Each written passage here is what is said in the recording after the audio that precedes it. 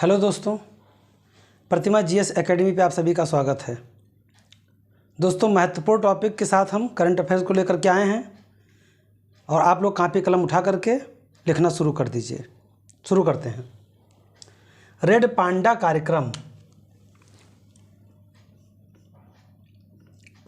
Red panda कार्यक्रम दोस्तों एक स्तनपायी प्राणी है। ये हाल ही में चर्चा में रहा है। Padmaja Naidu Himalayan zoological park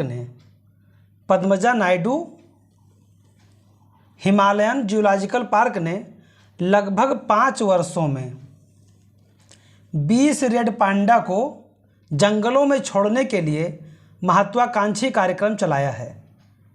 तो यही रेड पांडा कार्यक्रम जो है ये चलाया है Padmaja Naidu Himalayan zoological park ने। Padmaja Naidu Himalayan zoological park कहाँ पे है? तो साथियों, यह पार्क दार्जिलिंग में है। दार्जिलिंग में है। कहा था कि सबसे ऊंचाई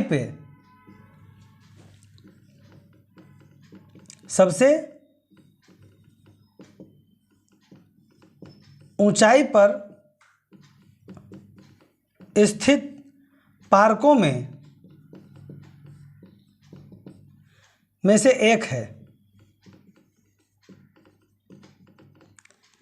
जो Padmaja Naidu Himalayan zoological park है, यहाँ पे माना जाता है कि जो स्तनपायी पशु हैं, इनका प्रजनन क्षमता बहुत ज़्यादा हो जाता है। प्रजनन क्षमता जो है इनका वो बहुत है। यहाँ पे सफल रहते हैं लोग, सफल रहता है। प्रजनन जो है यहाँ पे सफल होता है। तो हाल ही में रेड पांडा को लेकर के ये देखा गया कि रेड पांडा की केवल 2 प्रजातियां बची हैं।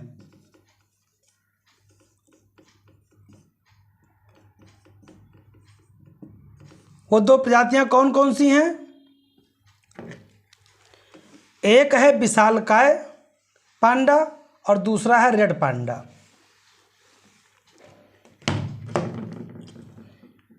रेड पांडा की 2 प्रजातियां हैं।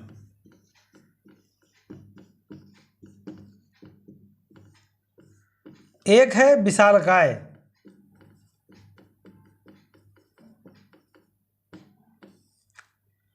और दूसरा है रेड।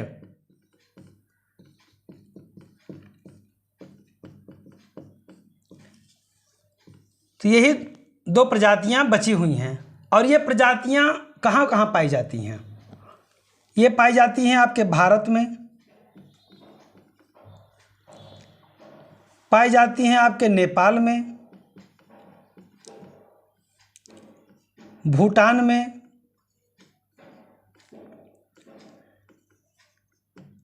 म्यांमार में और दक्षिणी चीन में। अब ये जो 5 देश हैं, तो क्या इसके कोई भौगोलिक क्षेत्र भी होगा? तो साथियों, कोई भी प्रजाति उसका एक भौगोलिक क्षेत्र होता है।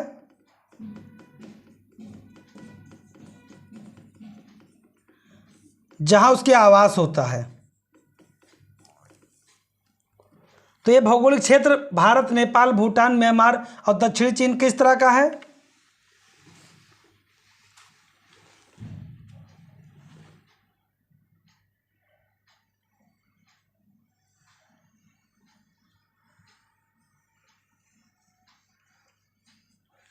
साथियों, ये है नॉर्थ ईस्ट हमारा। ये भारत है, सिक्किम है, भारत है, ये नेपाल है, ये भूटान है और ये म्यांमार है और ये दक्षिणी चीन है। तो ये जो बेल्ट है, इस बेल्ट में रेड पांडा पाया जाता है। यानी ये जो क्षेत्र आया गया नेपाल का, भारत, ये भूटान ये है म्यांमार और ये है चीन। तो ये बेल्ट जो है रेड पांडा के लिए मशहूर है और यहाँ पे पाया जाता है। तो साथियों कहा गया कि पद्मजा नायडू पार्क दार्जिलिंग देश के सबसे ऊंचाई पर चिड़ियाघरों में से एक है और स्तनधारियों के प्रजनन में काफ़ी सफल रहा है। मतलब सबसे ऊंचाई पे भाई, पहाड़ है ही है, पर्वत है, पहाड़ है, हिमालय का पूरा रूप है। तो कहा जाता है कि उसमें से एक है पद्मजा नायडू पार्क और स्तनधारियों के प्रजनन में काफ़ी सफल रहा है। इन पांडा को पश्चिम बंगाल के सबसे ऊंचाई पर संरक्षित क्षेत्र, ध्यान रहे बहुत ही इंपॉर्टेंट पॉइंट निकलेगा यहां से। कहां पे? पश्चिम बंगाल में।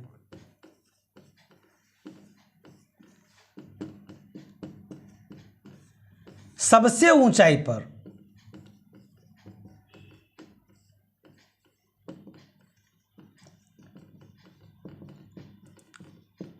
संरक्षित क्षेत्र सिंगलीला नेशनल पार्क।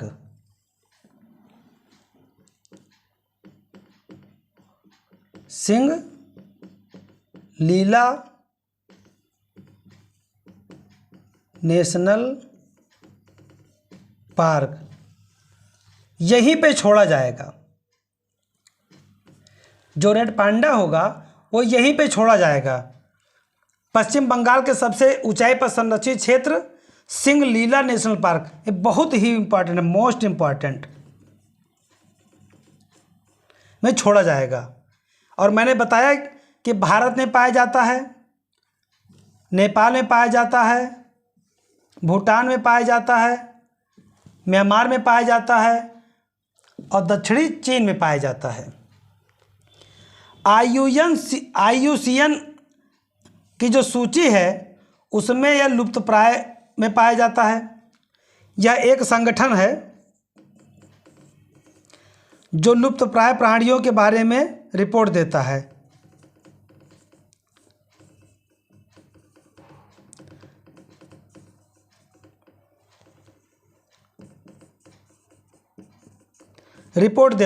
IUCN। और साइट्स भी एक संगठन है, वो भी रिपोर्ट देता है। तो उसमें यह परिशिष्ट में फर्स्ट है। ये दोनों बेशक आपको ना पता हो, लेकिन भारत वन्यजीव संरक्षण अधिनियम 1972 के सूची में ये कौन सा स्थान रखता है? तो साथियों ये अनुसूची 1 में शामिल है, यानी कहा जाता है कि बहुत ही दिक्कत में है।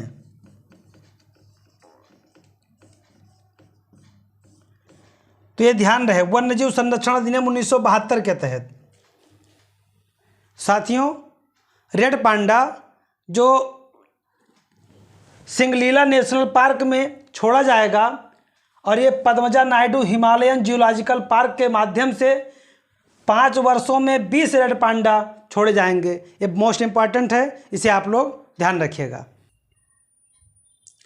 अगला पॉइंट है ड्रैगन फ्रूट को विशेष फल की मान्यता। अभी हाल ही में हमारे केंद्र सरकार ने ड्रैगन फ्रूट को मान्यता दे दिया है और विशेष फल बताया है।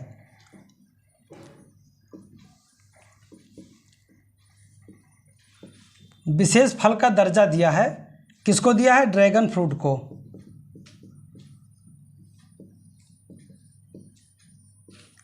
ड्रैगन फ्रूट को विशेष फल का दर्जा दिया है और ऐसा इन्होंने इसलिए किया है कि स्वास्थ्य के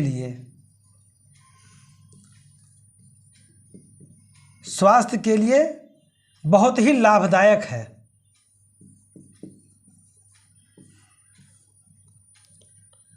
और वैश्विक मांग इसकी बहुत है।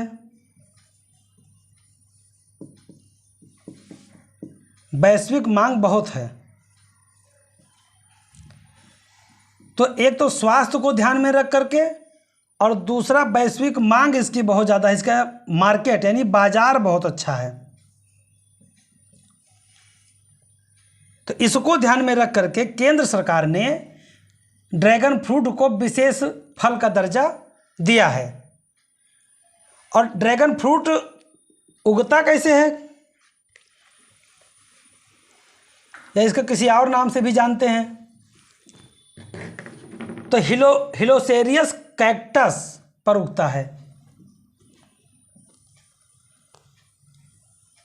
हिलोसेरियस कैक्टस पर उगता है, जिसे होनोलुलु क्वीन कहते हैं। नाम भी अच्छा है। अब यहाँ पे एक ध्यान रखिएगा कि होनोलुलु एक प्रांत है, किसका, यूएसए का। कहाँ पे, प्रशांत सागर में होनोलुलु एक प्रांत है और यूएसए का 49वां प्रांत है। तो वहाँ भी ये उत्पादित होता है, इसीलिए कहा जाता है होनोलुलु क्वीन। ड्रैगन फ्रूट को हिलोसेरियस कैक्टस पर उगता है, जिसे होनोलुलु क्वीन के नाम से भी जाना जाता है,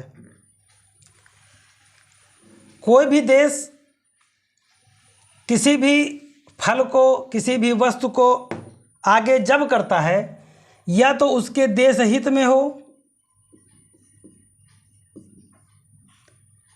स्वास्थ्य से संबंधित हो, या व्यापार से संबंधित हो।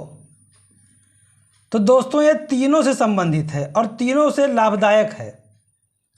इसलिए कहा जाता है कि इसे बढ़ावा दिया जाना चाहिए। और भारत में उत्पादन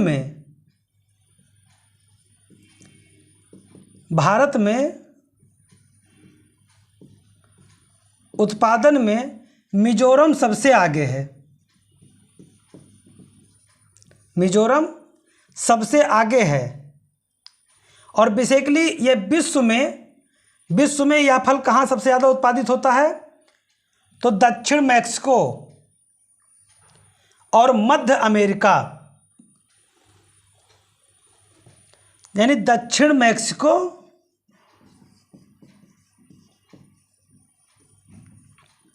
और मध्य अमेरिका,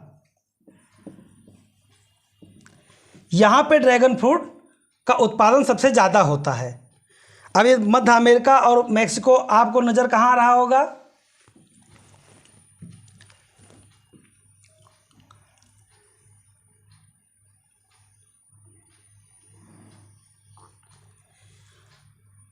अब यहाँ से तो ये आपका आ जाएगा दक्षिण अमेरिका, ये पार्ट, ये दक्षिण अमेरिका हो गया।